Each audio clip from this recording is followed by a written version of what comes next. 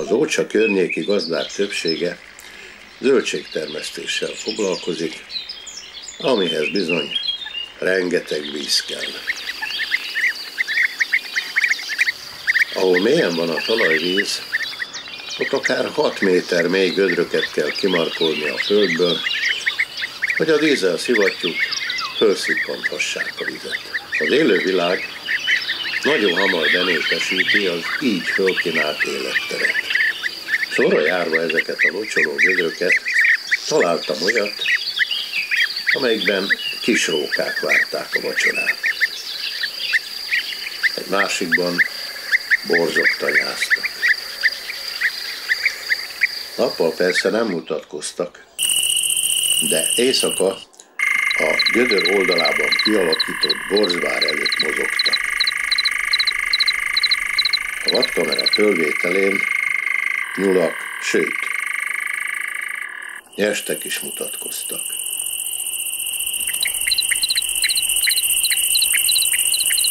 Számomra az idei tavasz legnagyobb ajándéka egy olyan locsoló gödör, amelyre Zsén Géza vadászmester barátom talált rá.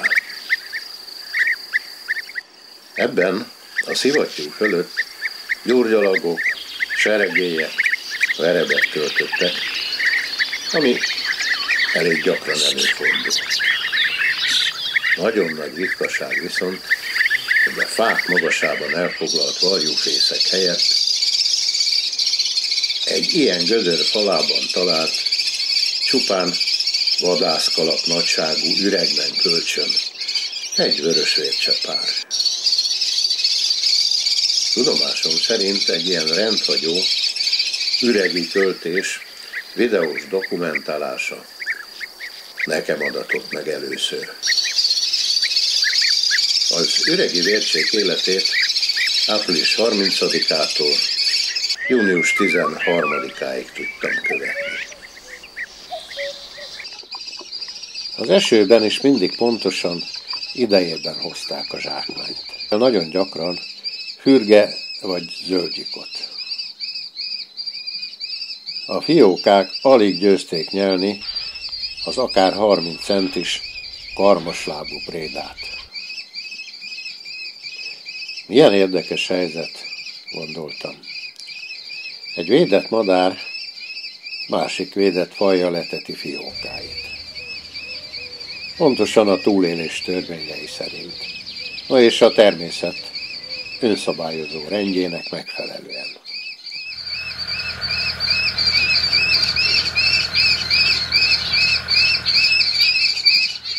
Ha sok a pocok, azzal boldogítják a gazdát. Mindig pontosan a vadász területek kínálata szerint etetnek. Itt Gábornál leginkább mezei egér vagy pocok volt az étlapon. A költés elején, ha fölzúgott a szivattyú, Kiki azonnal kiugrott az üregből, de később már nyugodtan szemlélte a gazda minden tevékenységét. Viki már nem volt ennyire bizalmas. Mindig várt a berepüléssel, ha valamilyen gyanús mozgást észlelt.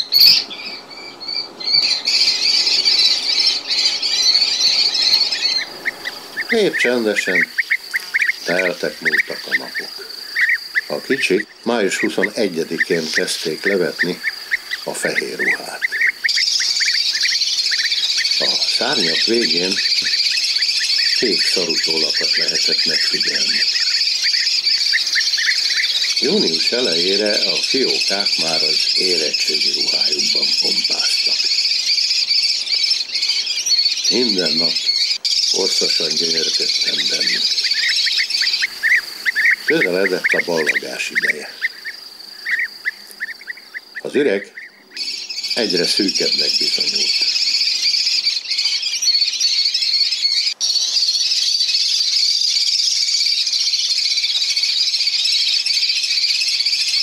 Épp nem lehetett tornáztatni a repülőizmokat, mint akár egy fán lévő fészekben.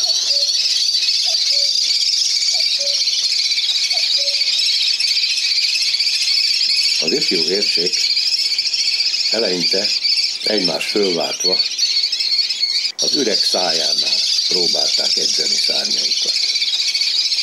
Elleni ösztönük hajtotta őket, és néha már groteszk pózokat produkáltak. De azért nagyon megható volt ügyekezetük. Végül június 7-én a rangidős fiatal elszánta magát, és leugrott az üreg alatti párkányra. Itt lent az üreg alatti párkányon már folyamatosan lehetett edzeni a szárnyakat. Az első űrséta példáján fölbátorodtak a többiek is. Csak a legkisebb toporgott még az üreg szájánál. Testvérei már ott mászkáltak alatta a falon. Szaporán integettek szárnyukkal, hosszasan rendezgették tollaikat, és türelmetlenül várták az etetést. Erre általában 60-70 percenként került sor. Leginkább rákcsálókat hoztak a szülők, de láttam a zsákmányban zöld gyíkot is. Ezek a gyíkok ott édelektek a gödör alján a tűben, és nem észlelték a veszélyt. A vércsék meg kihasználták a lehetőséget, és a nősténygyík farka pár perc múlva már az egyik fióka csőréből integetett.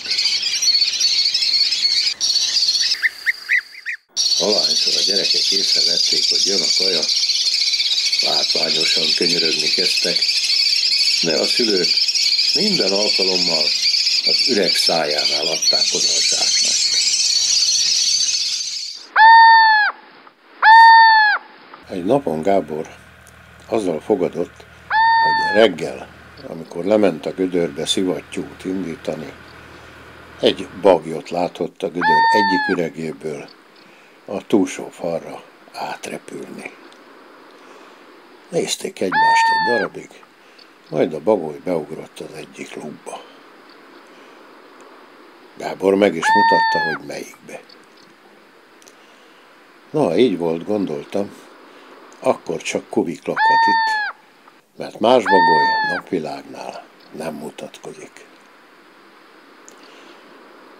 Hosszasan vizslattam a gödröt, és találtam is árulkodó nyomokat.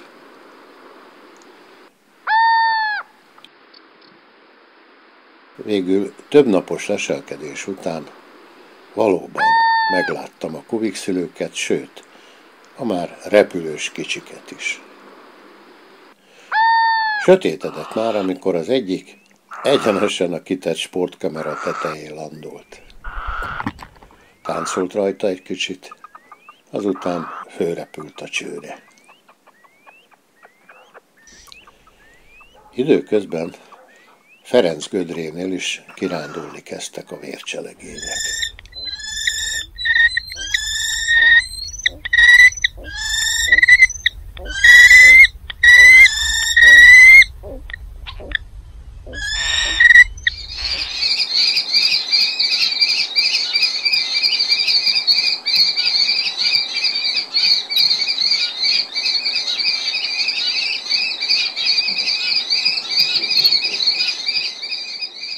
Az egyiknek még kilógott csőréből a lenyelgyék farka, amikor útnak eredt. Ennél a gödörnél a szülők általában ott etettek, ahol a gyerekek éppen megpihentek.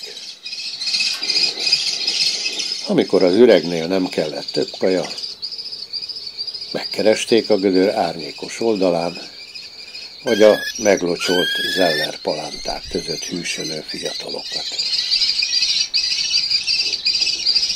Estére azért meg összegyűlt a család az üreg közelében.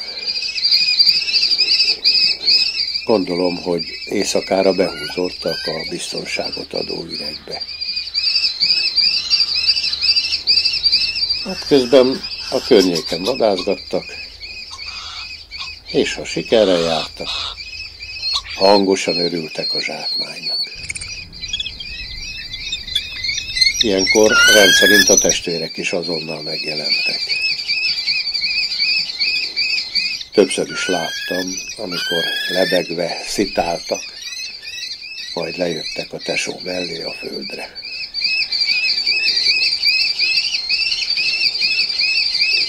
Néha hárman is együtt voltak az általuk kiválasztott játszótéren.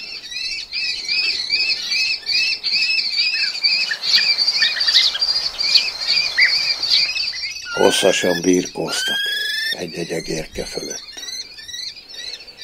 Voltak ezek komoly testvérharcok, hát csak amolyan edzőmeccsek. Végül kiegyeztek a döntetlenben, és együtt ették meg az egeret. Egymással és a szülőkkel is állandóan hallótávolságban maradtak. Amikor szükség volt rá, akkor az öregek is hoztak alamizsnát, de egyre inkább maguk fogyasztották el a prédát. Gyakran órákon át lestem kedves szép madaraimat, akik itt a szemem láttára cseperedtek, teljes kis gombócból ifjú vadásszá. A szülők mindkét gödörnél sikeresen fölnevelték utódaikat, így összesen 8 vércsével gazdagodott itt az ócsai határ. Június 13-án hatalmas eső zúdult a határra, és napokig tovább esett.